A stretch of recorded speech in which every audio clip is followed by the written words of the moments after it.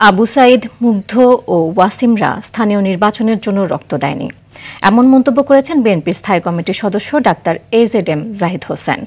বাংলাদেশ জাতীয়তাবাদী দল বিএনপি ও অঙ্গ সংগঠনের উদ্যোগে দিনাজপুরের হিলিতে বৃক্ষরোপণ কর্মসূচি উদ্বোধন ও চারাগাছ বিতরণ অনুষ্ঠানে তিনি এসব কথা বলেন। তিনি বলেন, ১৭ বছর আন্দোলনের ফসল ৫ই আগস্ট। শহীদের এই জুলাই মাসে দাঁড়িয়ে অহেতুক অনৈক্য সৃষ্টি না করার আহ্বান জানান তিনি।